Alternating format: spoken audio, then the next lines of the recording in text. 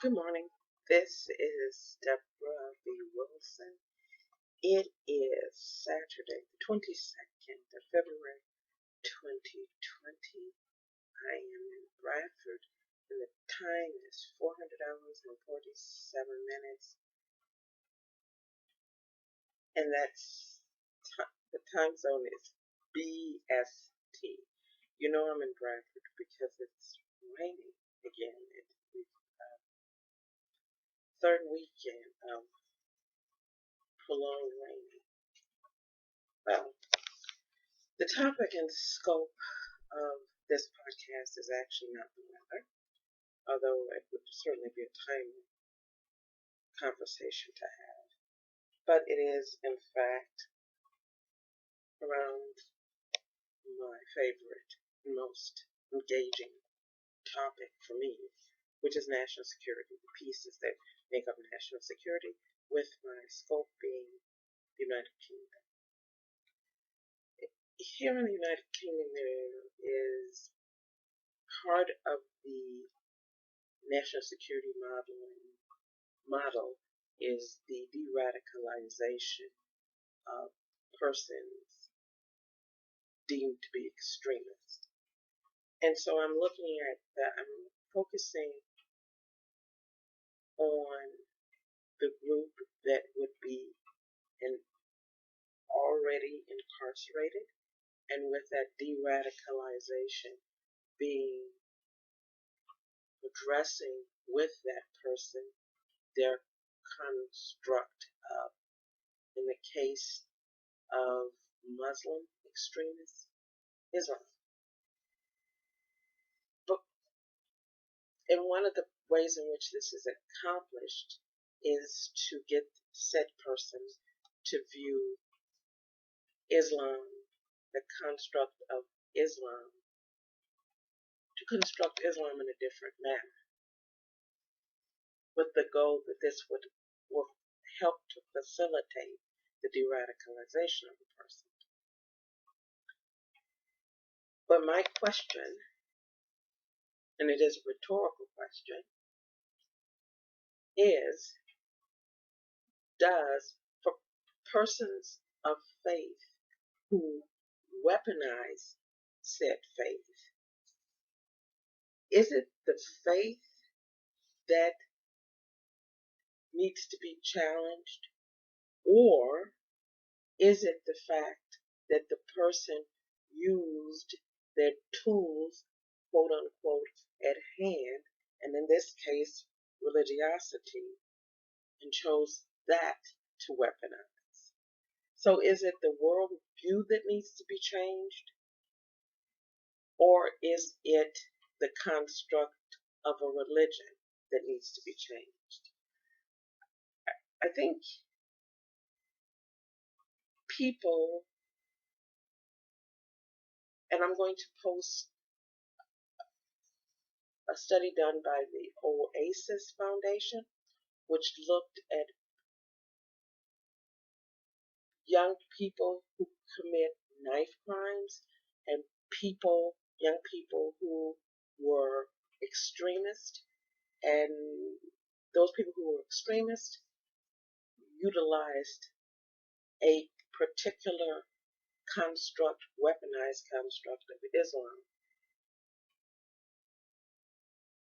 And they came up with some interesting findings that young males, in the groups they studied, young males of a particular ethnicity were more likely to weaponize the use of knives, and young males of a particular ethnicity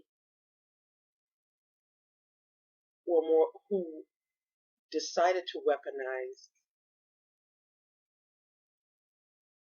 an ideology, a belief system, an object, were more likely to weaponize Islam. So I don't know if I necessarily agree, and I'm questioning this belief, that it is the construct of the religion that needs to be challenged, when I think, and I'm wondering, and I'm questioning if it's actually the question is, or the activity that we should be engaging in is not de-weaponizing Islam, but asking the question why a particular group of people in a particular group place at a particular time have felt the need to weaponize a construct of religiosity. If that makes sense. I'm trying to work through my understanding and analysis of the present pieces that are making up the United Kingdom's national security model, internal, as it deals with extremism, and when that extremism results in terrorism. And so on a regular basis, sometimes not so regular, I do these podcasts where I take a look and question my own understanding of a particular component of that model. And this would be one of the cases, this would be an example of me doing that. So have a think this morning as I'm very slowly plodding through this. And the question is, which comes first? Does religion influence your world view? So is it the construct of religion in the case of extremism where religion has been weaponized? So is it the construct of the religion that needs to be challenged, which then impacts that person's worldview? Or is it the worldview that has influenced and facilitated the weaponization of religion? I should say religiosity. Religiosity for me is a very fluid experience. For those of us of faith, which is influenced by time, place, who you are, where you are, when you are. So I don't know if I believe, and I actually don't believe, religiosity is a static thing. And I think the ways in which we express our belief in a religion is influenced by multiple factors.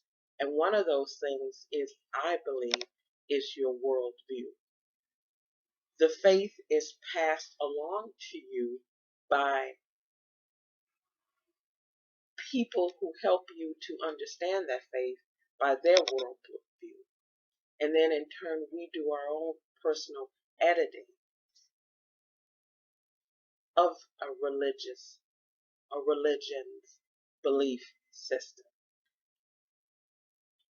This is another one of my stream of consciousness podcasts, in case you haven't guessed.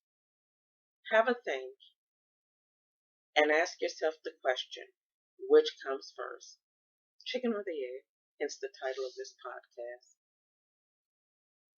Does religion influence worldview, or is it worldview that is influencing constructs of religion or expressions of religiosity? Thank you very much. This is Debra V. Wilson. I'm in Bradford, and again, you know I'm in Bradford because it's raining.